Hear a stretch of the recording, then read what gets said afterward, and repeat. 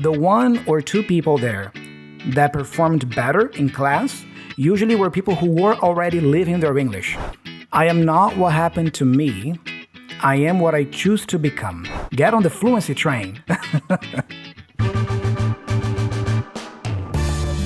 I'm joined here in the Global Studio by the one and only Axel Pose, who in the last episode showed us why he's called Axel Pose by shredding his guitar.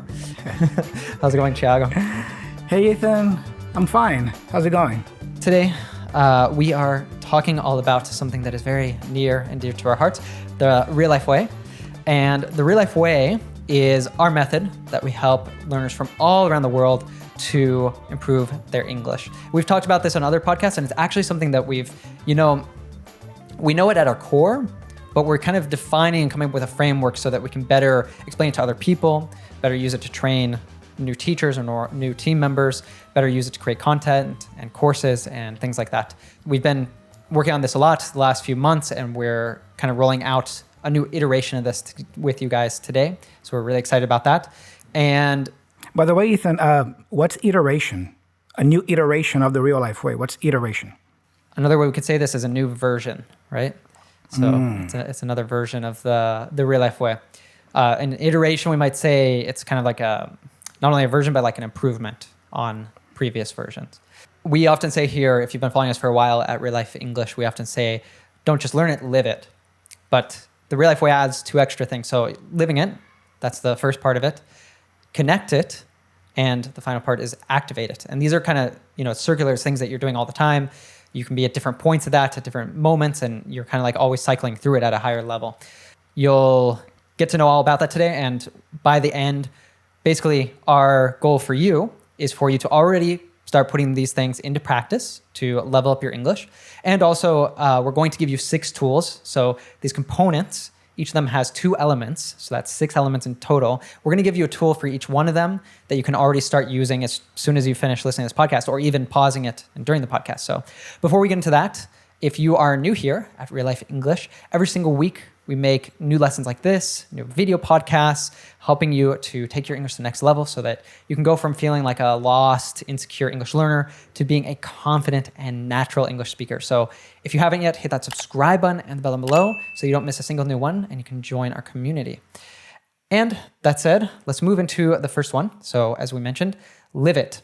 And this has 2 elements in it. The first one is making your English fun, natural, and convenient. And actually, Thiago and I recorded a podcast just about this, how to make your English fun, natural, and convenient. It's a super important place for people to get started because a lot of people are coming out of kind of like boring, dry, traditional methods for learning. So this can be something that can be a total game changer. But if you're listening to us, you might already know about that.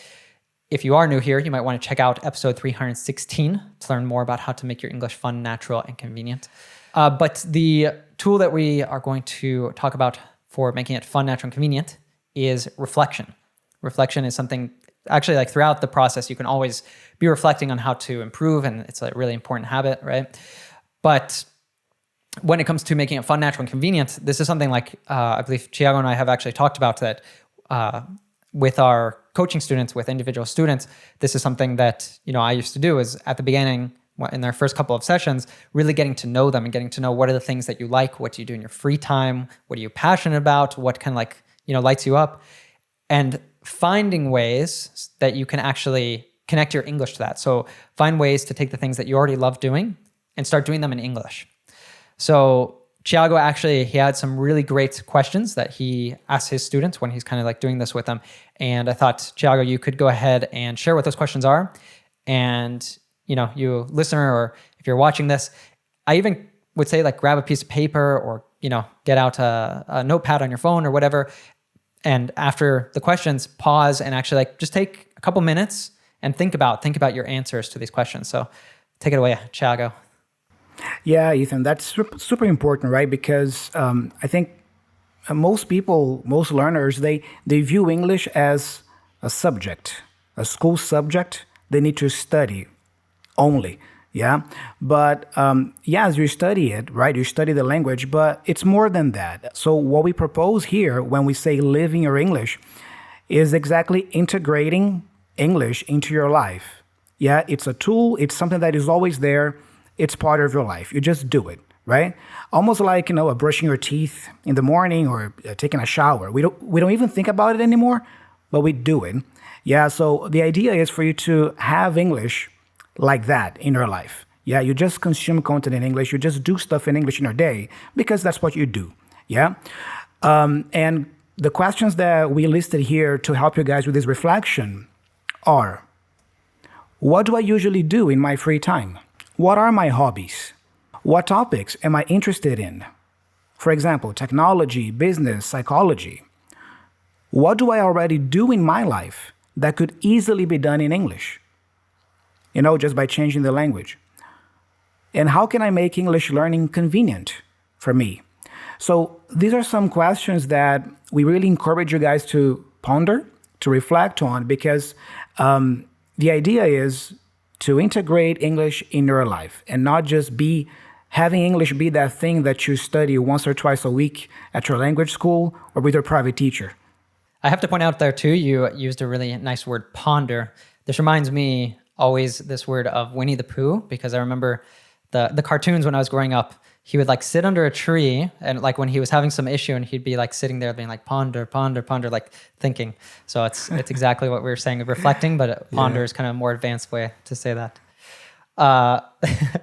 And the second part of living it is every day. So to live your English, you have to make it fun, natural, convenient, and every day, doing it every day. And you shared a really nice kind of like quote, or this might even be considered like a proverb, right? Before we started recording. Do you want to share that?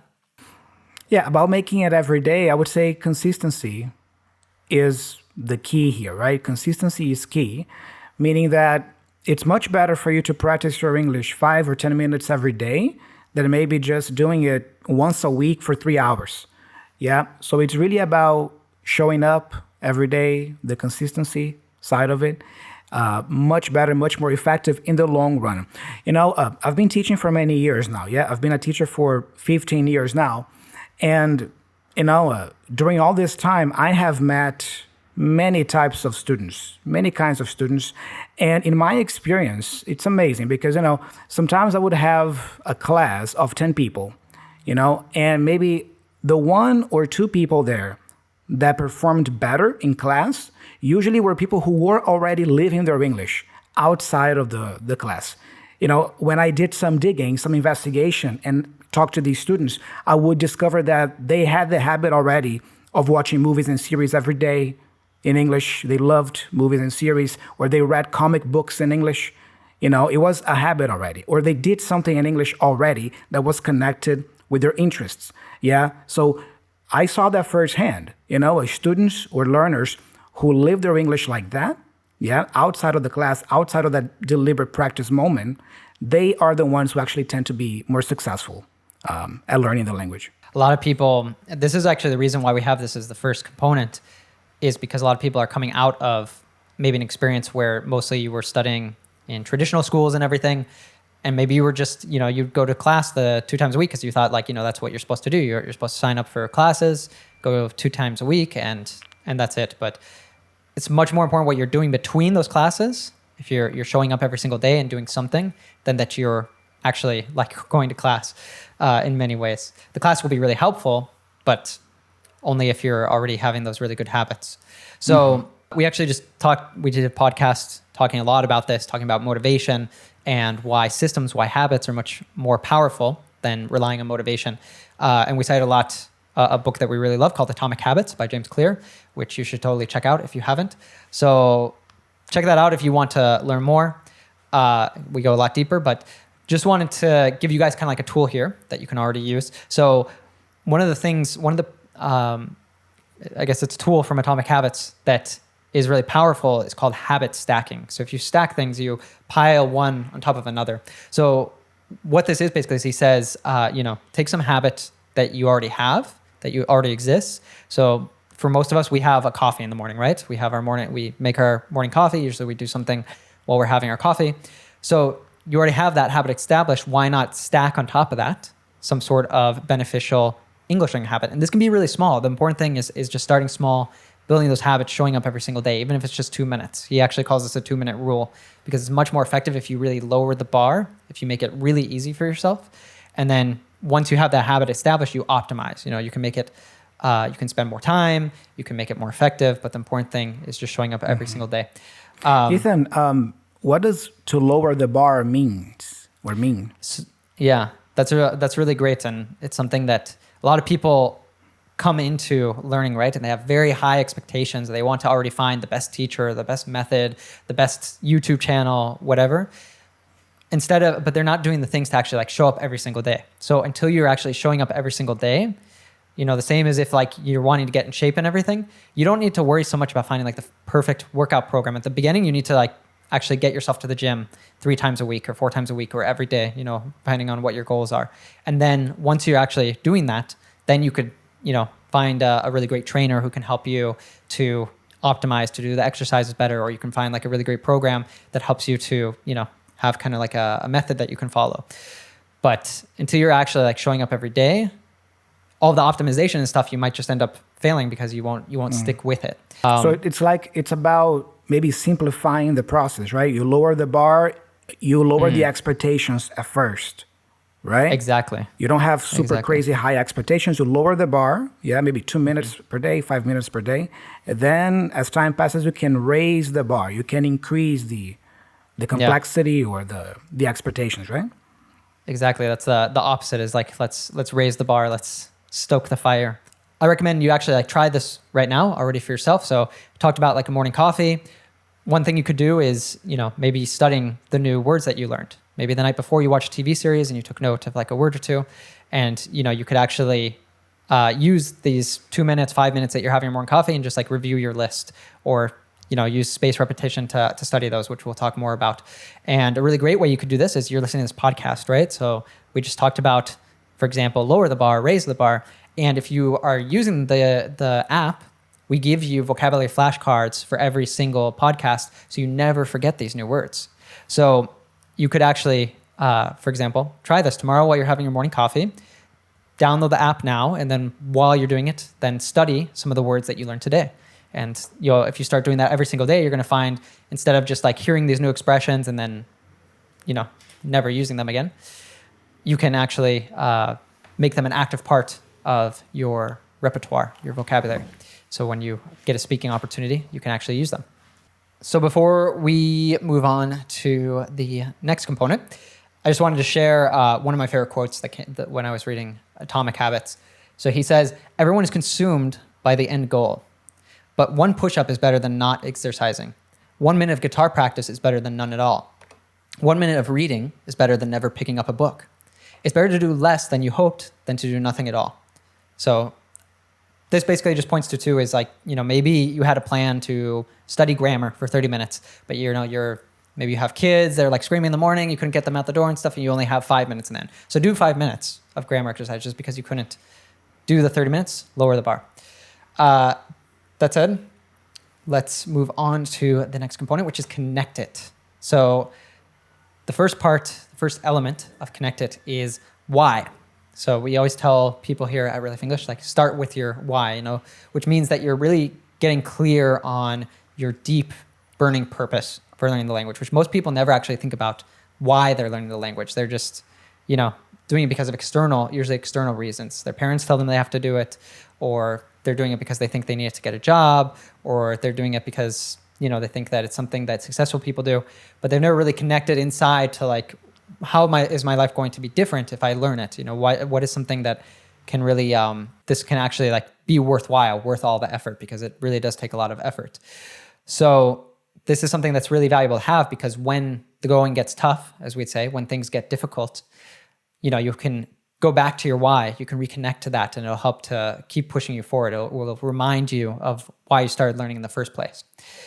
And a way that I used to do this, something that you can try right now, again, like pausing and just taking a few moments to note down, is called the 5 whys exercise. I used to have all my students do this in the very first class. So it's really simple. All you have to do is you ask yourself, why am I learning English? And most people, the first time they ask themselves, there's 5 whys, because the first time you ask yourself, you probably are going to say something like, oh, I'm learning it because I need to get a better job. I'm learning it because my parents want me to. I'm learning it because my boss told me it'll help me get a promotion. I'm learning it because I want to travel. And all those things, they can be good. They can be good reasons to learn and everything, but it's not very unique. It's not like something that's actually internal in you that's really going to be something that's going to light you up and get you excited and give you purpose to put in all the hard work. So it's 5 whys. So first ask yourself, why am I learning English? And then when you give your answer, you say, and why is that important? And you think of an answer to that. So I want to learn English to travel. And why is that important? Because I want to be able to travel and like talk to the locals. And why is that important? Because I want to have an actual cultural experience and not just, be going as a tourist. And why is that important? And so on. So you do this at least 5 times, and you'll find by you get to the 5th time, it's going to connect in something that's like really important to you, that's really uniquely important to you. And what I actually would have my students do is once they got this, is put it somewhere, to write it down again and put it somewhere where they would see it every single day. So I had one student who made it the screensaver on his phone. So every time he'd open up his phone, he would see his why for learning English. I had other students who put it, on the computer, on the fridge, or somewhere else where they would see it every day. So take a moment to do that. It probably won't take you very long, and it can be something that can really reinvigorate your English learning. There is a famous saying or proverb, right, Ethan, that goes something like, if you don't know where you're going, any place will do. Something like that, right? Yeah, I've heard another one. It's like, if you don't know where you're going, any road will take you there. There you go. Yeah. It's like, if you don't define your purpose or why for learning English, whatever result you get, you have to accept it, right? Because, there isn't a clear, defined goal. Yeah. And I actually found a quote that I really like connected to this. It's from the Buddha, who is probably one of the wisest people of all time. So he said, your work is to discover your work, and then with all of your heart to give yourself to it. So it might be a little bit confusing. Your work is to discover your work. So it's in another sense saying, it's to discover what were you put here to do? What is your purpose? And like ultimately too, you might have one why now, and then maybe next year or in 2 years and 5 years, if you were to do this exercise again, it might have changed. Maybe you already got to your first why, or maybe you're having, what happens to a lot of people is once they start learning English, they connect with people from other countries, they have new experiences and everything. And it kind of like opens their eyes to a new reality, to a new world, to a new worldview. And so like an even deeper part of this, of discovering your why, is like really an ability. It gives you the ability to connect to the world, so that you can play a role as like a global citizen and make the world a better place to be. So I really like this quote from the Buddha because I feel like it kind of captures that. It's like, discovering what were you put here to do? How is English like playing a part in that? And, give all your heart to it, like really pour yourself into that, give all of your energy to it, because, it's going to be a life well lived in that case. We talked about why, which is kind of like, your internal, how you're connecting to your English, for example. But on the other side of this of connecting it is identity, is how does your English connect to you? So you had like a really great quote for this, didn't you, Thiago? Yeah. There's a quote here from Carl Jung, right? And he says, I am not what happened to me. I am what I choose to become. I really love that because I've had many students coming to me for classes, and some of them, they carry with them some traumas from the past when it comes to learning English. And they say things like, oh, I wish I had started learning English earlier. I wish I hadn't taken so long. Or I wish my parents had enrolled me in an English course or for English classes back when I was younger, But it's no use dwelling, right, on these thoughts. Yeah, what happened to you, that's the past. Now, what matters is what you choose to do with your life now and in the future. So this quote here, I am not what happened to me. I am what I choose to become, I think is really powerful because you have the power, you have the autonomy to define what kind of person you want to be in the future. And then, like the Buddha's quote, right? Give yourself to it. Yeah, give yourself all your energy, all your creativity, all your talent to accomplish or to realize that vision. And still talking about identity, I think, if you can connect that with the type of person you want to become, I think that's more powerful than just having a goal. We were talking about this in the prep for this episode, right, Ethan? I was reflecting on my learning. You know, I started learning English when I was 15 years old, like it's been 20 years already. And I don't remember saying to myself, I want to learn English or I want to improve my English. I don't ever remember using those words when talking to myself in my mind. But what I remember saying a lot to myself was, I want to be a bilingual person, or I want to become bilingual. The idea of being bilingual using two languages was very appealing to me. And that's what I said to myself a lot. I want to become a bilingual person who expresses themselves well. In my case, in Portuguese, my native tongue, and also in English, my second language of choice. But I think that the words we use when talking to ourselves, our inner voice, the words are important. They matter because, you see, if you use words like being, or becoming, that is deeply connected to yourself, to your identity, or how you view yourself in the future. Instead of, I want to learn English, which is a goal, it's something you are going for. I want to be an English speaker. I want to become a fluent English speaker, a confident English speaker. I think that rings more to the core, I think, it's more powerful, to look at it like that. So one recommendation is reflect on the kinds of words you have been using, with yourself when talking about your goals with English, Does it have any connection with the type of person you want to become? So it's important to think about these things as well, it's like you were saying before, shifting from, if you're having that self-talk, how you talk to yourself is really important. So if you have that self-talk of like, I wish that my parents had, enrolled me in a course when I was younger. I wish I had started earlier. I wish I had more money so I could get whatever teacher or sign up for whatever course. And instead, like, act where you are, start from where you are and start thinking about like the future, like who do you want to become? Why is all the effort worth it? And a really great exercise for this as well, I like what Thiago was saying about actually kind of becoming more aware of how you're talking to yourself, is starting with the end in mind. So what this means is envisioning your future self once you've gotten clear on like, I want to be a bilingual person. So holding that version of yourself in your mind and then thinking about the details, like actually kind of trying to visualize, okay, so I'm going to be this bilingual person. What will my life be like? What will I be doing? Who will I spend my time with? Where will I be working? Where will I be living? All of these kind of things, and getting like really clear in your head that what will your life be like once you've achieved that goal? And then work backwards from that. Like something we talk about a lot is fake it until you become it. So you can already start acting like that future self that you wish to be. So what would that, you start making decisions based on that. So, for example, maybe instead of watching a TV series in English with subtitles in your native language, you start watching them with subtitles in English, even though it's more difficult. Or instead of, lazing about Saturday morning, maybe you spend just 10 minutes getting your dusty grammar book off the shelf and like doing some exercises. Maybe instead of avoiding having a conversation with someone in English, Thiago has talked about this a lot, that he used to really push himself every time in his native city of São Paulo, like actually when he overheard someone speaking another language, to go up to them and introduce himself and speak English. So, instead of maybe shying away from those opportunities, putting yourself out there and saying like, this is a chance to speak English. You want to become that future self who can speak English naturally and confidently.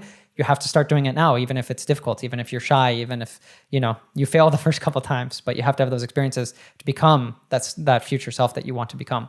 So we are going to share the last component with you, which is activate it. But first we want to take a quick break just to thank some of our listeners. So Thiago, I'll let you do the honor of sharing our first shout out. All right, the first shout out goes to Dulaye, I believe. Sorry if I'm mispronouncing that. The testimonial goes like this. This app is amazing for learning English. If you use it the right way, you don't need anything else. You can improve your English on this app because everything you need is available on it. For example, listening, speaking, reading along with the transcripts, and much more. Thank you guys for creating this wonderful platform. You are the best. Thank you very much. Oh yeah, Dulay. So and sorry also if I'm butchering your name. But if you want us to shout you out, one way you can do that is by downloading the app. We've already talked about it a few times. It's free to download. And when you do, if you enjoy the experience, then just leave us a 5-star review in the Apple app or Google Play Store. Let other learners know what your experience was like, just like Dulai did, and that way we can find you and also shout you out. And we have a very lovely comment that came from one of our recent episodes from Clyde in the comments of YouTube. So do you want to go ahead and share what he said, Thiago? Yeah, sure. By the way, Clyde is he's always commenting on our videos, so thank you so much for that, for watching us, and for interacting with the video by leaving your thoughts on the episode. Yeah, it means a lot to us, right? So in this comment here, Clyde says, "What can I say about this video? In a nutshell, thank you so much. It's a diamond. I mean, when you reach the intermediate level, sometimes you may feel lost. You don't especially know what to do to make progress. But thanks to this video, everything makes sense. And you know what? I just took the train leading to the next level." Nice, I love that he referred to it as a train. Yeah. Get on the fluency train. So if you're watching this on YouTube, you can leave us a comment down below letting us know what you thought about the episode, and we might shout you out next. And if you're listening to this, you can go, if you would like to actually see us and watch the video, then that's also an option for you. And I did want to point out before we move on, because he said in a nutshell. So what does it mean if you say in a nutshell? When you want to summarize what you're saying, you can use that expression in a nutshell. Imagine you are explaining a bunch of things like blah, blah, blah, blah, blah, blah, blah, blah, blah, blah, blah. And then for you to summarize, to bring it to a conclusion, you can go in a nutshell, blah, blah, blah. So let's move into the final component as promised, which is activate it. So activating it, we have 2 more elements here. The first one being always learning, which we might change the name of this in the future. We're still kind of figuring out exactly what to call it, but it's something that Thiago and I, we both have talked about a lot on past podcasts, because it's something that even once you get to very advanced levels, it's such an important thing to keep always present. And that's being curious. It's always kind of taking advantage of things that you're learning with, be that watching a TV series, watching a movie, listening to this podcast, and looking for those bits and pieces of things that are interesting to you, that stick out to you. Maybe it's a bit of pronunciation, maybe it's a new word, an expression, maybe it's grammatical structure that you're studying. And, maybe you pause, you go back, you take some notes or something like that. So one of the really great ways to take advantage of this, it's really simple. And actually we did a video all about this, because it's about like activating your English, called The Secret to Go from Intermediate to Advanced, which you can find on our Real Life English YouTube channel. And we'll also link it in the description, in the show notes. The simple exercise here is just whatever you're doing, if you're listening to a podcast, if it's convenient for you, if you're a place where you can write down, or if you're watching a TV series, grab a notepad or a notepad app on your phone. And when you see a new word or a new expression that you haven't seen before, note it down. It's like really simple. You just have to have your phone open there and, just take a moment to take note of it. You don't have to do anything else. You can just sit there, enjoy watching the series, but making sure to take note of any new word that you find. And then the next step, which actually could even go into the next element of activating it, is adding it to a spaced repetition system. So a spaced repetition system is a technology that works with how your brain, how your memory are formed, to make sure that you never forget a piece of information. So there's some really great apps that we recommend all the time, like Anki, Memrise. Of course, if you're using the app, we also give you vocabulary, and we have our own spaced repetition system, so that the new words and expressions that you're learning in the episode of today's podcast, you'll never forget them. So that's like really amazing, is if you can actually remember them when it comes time to speak. And if you do these 2 things, when you're watching a TV series, you're listening to a podcast, you actually take note of the new words, and then you add them to a spaced repetition system like this, you can ensure that you're actually expanding your active vocabulary. And there was a quote that actually I just happened upon this morning, so I thought it would be great to share here. Big part of this, always learning, is being really humble in your learning. This is actually something that Thiago and I were talking about in a recent episode, is that a lot of times, once people get to like an upper intermediate or advanced level, they'll kind of, they'll become a little bit arrogant or full of themselves. Their ego will kind of get the better of them. and they start thinking like, I'm already to this level. I don't need to ask about, the definition of new words. I don't need to practice mimicry. I don't need to improve my accent or improve my pronunciation or whatever the case is. It's kind of like, oh, I've made it. I'm good. But it's important to keep in mind to keep that principle of staying humble, because there's always someone who's better than you. There's always someone who knows more than you. There's always someone who can teach you something. There are always new things that you can learn.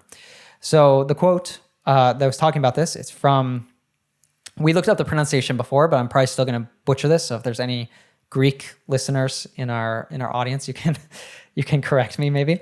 But this is from Epictetus, something like that, Greek philosopher. And he says, it is impossible to learn that which one thinks one already knows. So it is impossible to learn that which one thinks one already knows, which basically means that if you're so convinced that you already know everything, then you're kind of like closing your mind off to any new possibilities of learning new things. There's also like there's kind of like the sayings around, once the student is ready, the teacher will appear.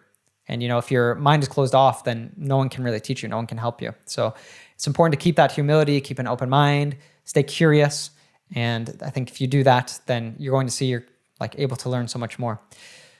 And going from there, I think that it'd be perfect actually, because Tiago was talking about a quote that has all to do about deliberate practice, which is the next element of activating it.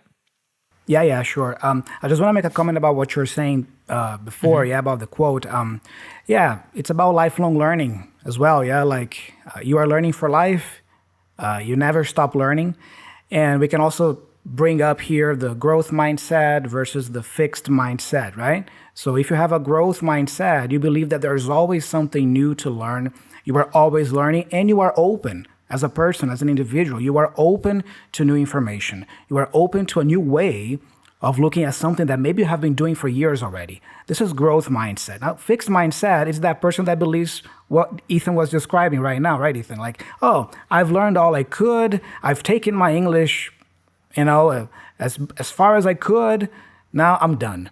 Yeah, this is not much of a growth mindset. I mean, I've been doing this for years, guys. I've been learning English for 20 years, and I still feel like there's stuff that I have to learn and improve. So, it never ends, right? It never stops.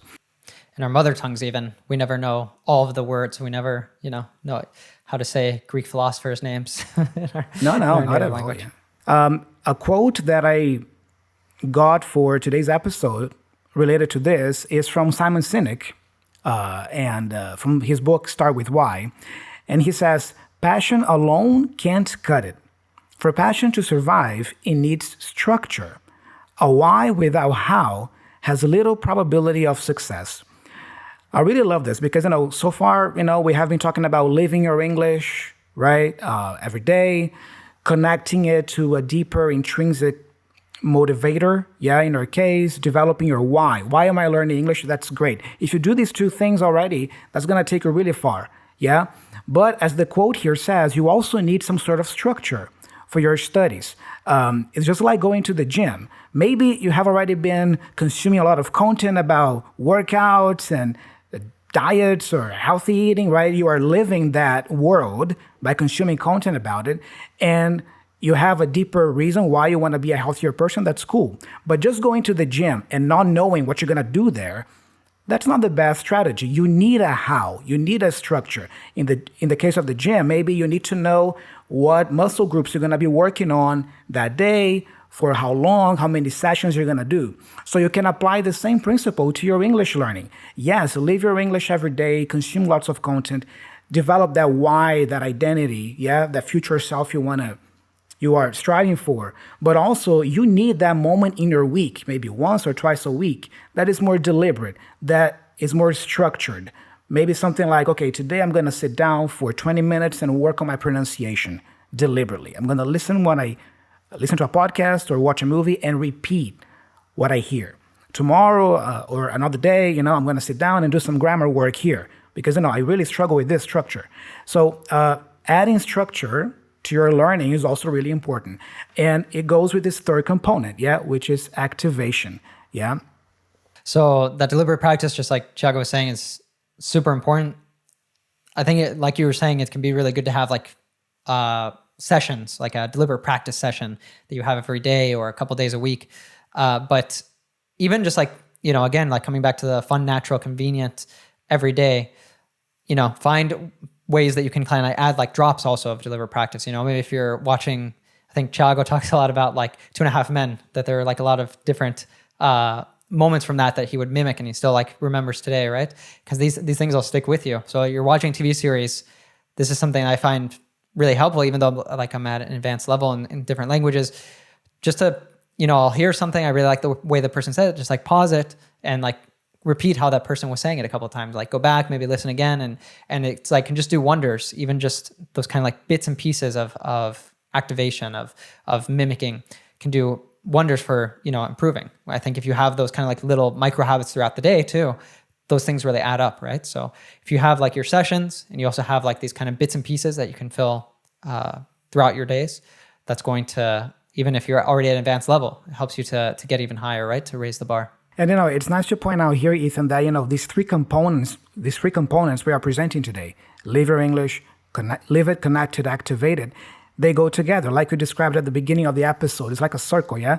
And you are always doing them. One does not exclude the other, yeah? And I think that the reason why many people fail at learning English with traditional methods or schools or even classes is because, think about it, right? If you have private classes with your teacher once a week or twice a week, this is more in the lines of activating it than the other components, yeah? I view private classes that I have with my students as deliberate practice moments that we have. It's that 1 hour that we have together to deliberately work on a specific point of the language.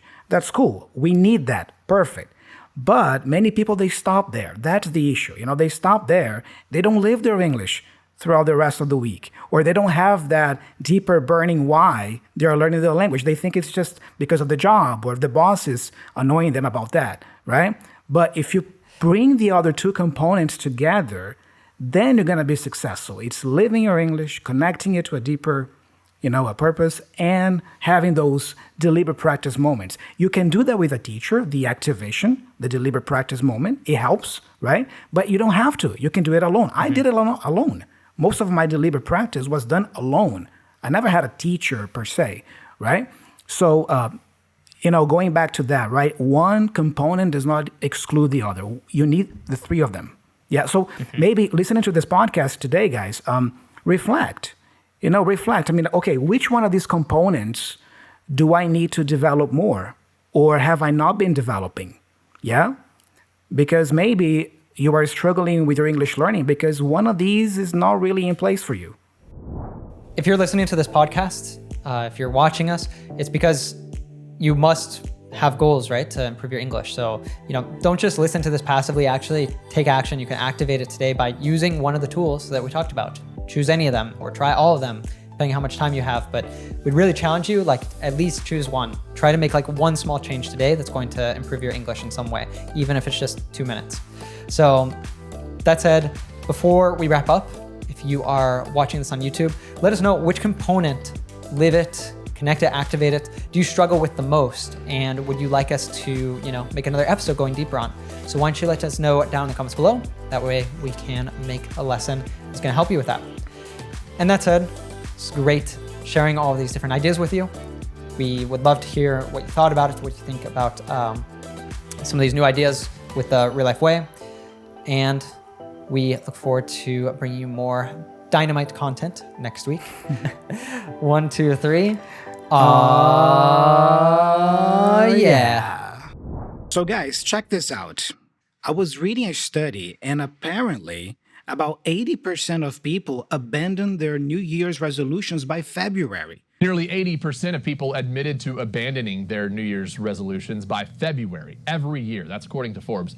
Meaning that in January, everybody is fully motivated, ready to take on the year. They want to go for those big, crazy dreams. But then, by February, most people, 80%, have already abandoned those resolutions. Alarming, isn't it?